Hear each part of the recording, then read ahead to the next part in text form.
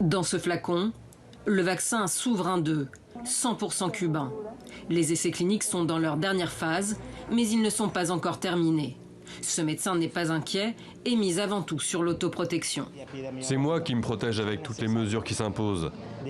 Distanciation sociale, utilisation d'un masque facial, lavage des mains aussi souvent que possible.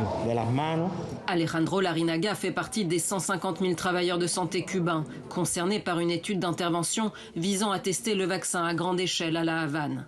Dans cette clinique, médecins, infirmiers, personnel des hôpitaux attendent leur tour, parfois avec anxiété. Une fois vaccinée, en cas de réaction, Maria doit attendre encore 1 heure avant de pouvoir repartir. J'ai peur car ce n'est pas pareil de le faire à un patient que de le recevoir. Mais bon, tant que c'est pour mon bien et pour le bien de la société, je suis là pour ça. La télévision d'État diffuse en boucle les images de ces hommes et femmes recevant l'injection nationale. Même si le pays reste peu touché par la pandémie, le gouvernement annonce le lancement prochain d'un autre test géant dans la capitale, auprès d'1,7 million de volontaires, en attendant que l'agence cubaine des médicaments approuve le vaccin.